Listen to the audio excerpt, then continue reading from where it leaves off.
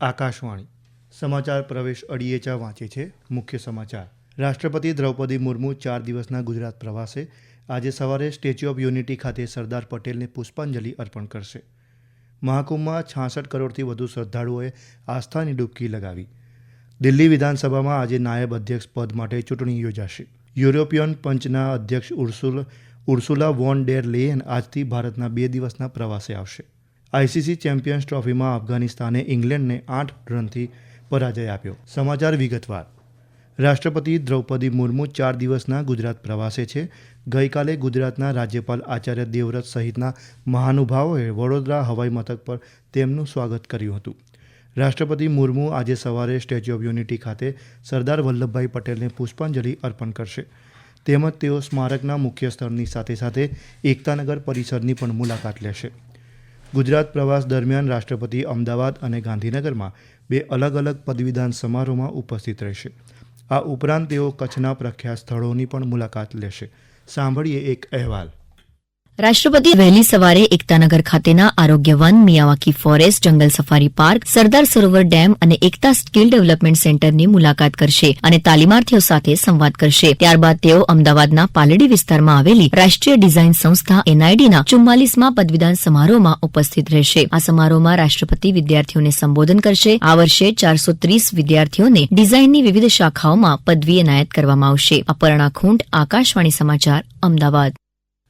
કેન્દ્રીય બંદર, શિપિંગ અને જળમાર્ગ મંત્રી સર્બાનંદ સોનોવાલની અધ્યક્ષતામાં આજે મુંબઈમાં ઉચ્ચ સ્તરની ઉદ્યોગ પરામર્શની બેઠક યોજાશે.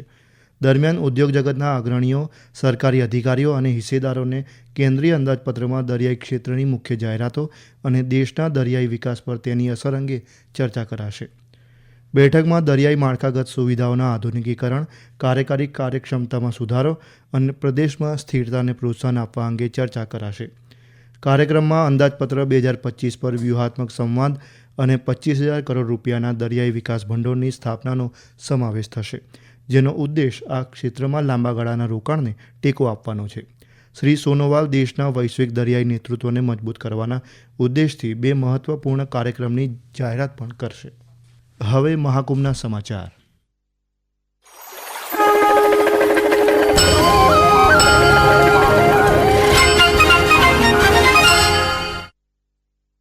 ઉત્તર પ્રદેશના પ્રયાગરાજમાં ગઈકાલે મહાશિવરાત્રિએ મહાકુંભની વિધિવત પૂર્ણાહુતિ થઈ.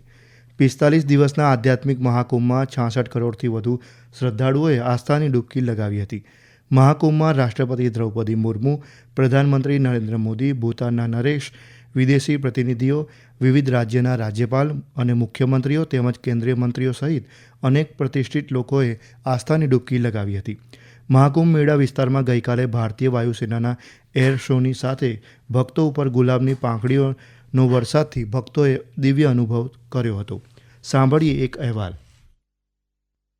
इस वर्ष आयोजित किया गया महाकुंभ इतिहास में आध्यात्मिकता और मानव समागम के सबसे बड़े केंद्रों में से एक रहा है. महाकुंभ का अंतिम प्रमुख स्नान और भी खास रहा. महाकुंभ मेला क्षेत्र में भारतीय वायुसेना ने एयर शो का प्रदर्शन किया, जबकि उत्तर प्रदेश सरकार ने श्रद्धालुओं पर पुष्प वर्षा की. प्रयागराज में यातायात व्यवस्था का भी सख्ती से पालन किया गया और integrated command and control centre से कड़ी निगरानी रखी गई. इस अवसर पर उत्तर प्रदेश के मुख्यमंत्री योगी आदित्यनाथ ने भी श्रद्धालुओं, संतों और कल्पवासियों को शुभकामनाएं दी. इस महाकुंभ ने अपनी 45 दिवसीय यात्रा के माध्यम से दुनिया भर के लोगों को एक यादगार आध्यात्मिक और सांस्कृतिक यात्रा दी. आदर्श के साथ अभिषेक कपिल, आकाशवाणी समाचार, प्रयागराज.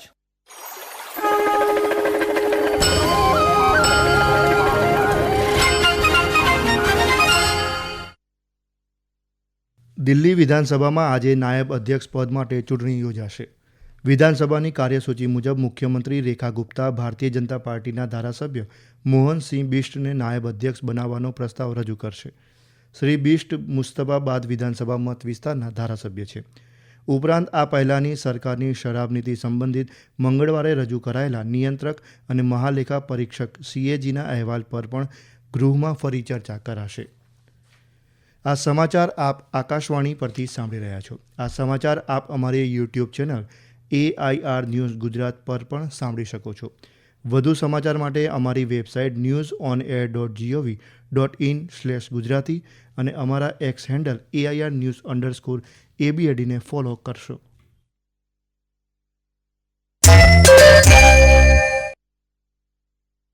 યુરોપિયન પંચના અધ્યક્ષ ઉર્સુલા વોન ડેર લેયન આજથી ભારતના 2 દિવસના પ્રવાસે રહેશે. શ્રીમતી લેયનનો આ ત્રીજો ભારત પ્રવાસ હશે. તેઓ આજે સાંજે વિદેશ મંત્રી ડૉક્ટર સુબ્રમણ્યમ જયશંકર સાથે મુલાકાત કરશે. પ્રધાનમંત્રી નરેન્દ્ર મોદી આવતીકાલે યુરોપિયન પંચના અધ્યક્ષ સાથે પ્રતિનિધિમંડળ સ્તરનો સંવાદ કરશે. ભારત અને યુરોપ વર્ષ 2004થી વ્યૂહાત્મક ભાગીદાર છે અને તેમના દ્વિપક્ષીય સંબંધ વિવિધ ક્ષેત્રમાં વિસ્તૃત અને ગાઢ બની રહ્યા છે. ઉર્સુલા વોન ડેર લેયન અને EU કોલેજ ઓફ કમિશનર્સનો પ્રવાસ દ્વિપક્ષીય સંબંધને વધુ મજબૂત કરવાનો માર્ગ મોકળો કરશે. અમેરિકાના રાષ્ટ્રપ્રમુખ ડોનાલ્ડ ટ્રમ્પે જાહેરાત કરી કે યુક્રેનના રાષ્ટ્રપ્રમુખ વોલોદિમીર ઝેલેન્સ્કી આવતીકાલે વ્હાઇટ હાઉસની મુલાકાત લેશે. દરમિયાન તેઓ તેમના દેશના કિંમતી ખનીજ પર અમેરિકાના અધિકાર આપતા કરાર પર હસ્તાક્ષર કરશે. ઉપરાંત રશિયા યુક્રેન સંઘર્ષ પર પણ એક કરાર થશે. વ્હાઇટ હાઉસમાં ગઈકાલે મંત્રીમંડળની પહેલી બેઠકમાં રાષ્ટ્રપ્રમુખ ટ્રમ્પે કહ્યું હતું કે તેઓ લોકોની હત્યા રોકવા રશિયા અને યુક્રેન સાથે કરાર કરવા જઈ રહ્યા છે. તેમણે ઉમેર્યું, અમેરિકાએ યુક્રેનની મદદ માટે યુરોપથી વધુ ખર્ચ કર્યો છે. રાષ્ટ્રપ્રમુખ ટ્રમ્પે રાષ્ટ્રપ્રમુખ ઝેલેન્સ્કી અને રશિયાના રાષ્ટ્રપ્રમુખ વ્લાદિમીર પુતિન સાથે અને તેમના અધિકારીઓએ બંને દેશના સમકક્ષ સાથે વાત કરી હતી. આંતરરાષ્ટ્રીય ક્રિકેટ પરિષદ ICC ચેમ્પિયન્સ ટ્રોફી ક્રિકેટમાં ગઈકાલે અફઘાનિસ્તાને ઇંગ્લેન્ડને 8 રનથી પરાજય આપ્યો હતો. પાકિસ્તાનના લાહોરના ગદ્દાફી સ્ટેડિયમમાં રમાયેલી મેચમાં હારની સાથે ઇંગ્લેન્ડની ટીમ સ્પર્ધામાંથી બહાર થઈ છે. 326 રનના લક્ષ્યાંકનો પીછો કરતા ઇંગ્લેન્ડની ટીમ 49 ઓવર 5 બોલમાં 317 રન પર ઓલ આઉટ થઈ ગઈ હતી. ઇંગ્લેન્ડના ખેલાડી જો રૂટે 111 બોલમાં 120 રન બનાવ્યા. બીજી તરફ અફઘાનિસ્તાનના ખેલાડી અઝમતુલ્લા ઉમરજઈએ 5 વિકેટ લીધી હતી. આ પહેલાં અફઘાનિસ્તાને 50 ઓવરમાં 7 વિકેટ ગુમાવી 325 રન બનાવ્યા હતા. ટીમના બેટ્સમેન ઇબ્રાહિમ જાદરાને ICC ચેમ્પિયન્સ ટ્રોફીના ઇતિહાસમાં 146 બોલમાં 177 રનનો સૌથી વધુ વ્યક્તિગત સ્કોર બનાવ્યો. આ સાથે જ તેમણે આ સ્પર્ધામાં ઇંગ્લેન્ડના બેન ડકેટે બનાવેલા 165 રનનો વિક્રમ તોડી નાખ્યો છે. હવે આજે રાવલપિંડીમાં પાકિસ્તાન અને બાંગ્લાદેશ વચ્ચે મેચ રમાશે. આ મેચ ભારતીય સમય મુજબ બપોરે 2:30 વાગે શરૂ થશે. અને હવે આજના અખબારોના મુખ્ય સમાચારો રજૂ કરે છે અનિલ પટેલ. આજના અખબારો પર નજર કરીએ તો પ્રયાગરાજ ખાતે મહાકુંભનું સમાપન, 44 કરોડ રૂપિયામાં અમેરિકાની નાગરિકતા માટે નવું ટ્રમ્પ કાર્ડ, દક્ષિણ ભારતમાં ગરમીનો પારો 40 ડિગ્રીને પાર, પઠાણકોટમાં પાકિસ્તાનની ઘૂસણખોરીનું નિષ્ફળ કાવતરું અને દોષિત નેતાઓ પર આજીવન ચૂંટણી લડવાના પ્રતિબંધ સામે કેન્દ્રનો વિરોધ જેવા સમાચારો પ્રથમ પાને જોવા મળે છે. 44 કરોડ રૂપિયામાં અમેરિકાની નાગરિકતા ખરીદી શકાશે. આ સમાચારને સંદેશ, રાજસ્થાન પત્રિકા અને દિવ્ય ભાસ્કરે હેડલાઇન બનાવી છે. મહાકુંભના સમાપનના સમાચારને સંદેશ અને ફૂલછાપે હેડલાઇનમાં તસવીર સાથે પ્રકાશિત કર્યા છે. નવગુજરાત સમય હેડલાઇનમાં લખે છે, રેકોર્ડ 66 કરોડ 30 લાખ શ્રદ્ધાળુઓના સ્નાન સાથે મહાકુંભની પૂર્ણાહુતિ. તો ફૂલછાપનું હેડિંગ છે, મહાકુંભનું મહાન સમાપન. ગુજરાત સમાચારની હેડલાઇન છે, યુક્રેનના $500 અબજ ખનીજમાં અમેરિકાની ભાગીદારી, યુદ્ધમાં યુક્રેનના લાખો લોકોની ખુવારી પછી પણ પરિણામ શૂન્ય.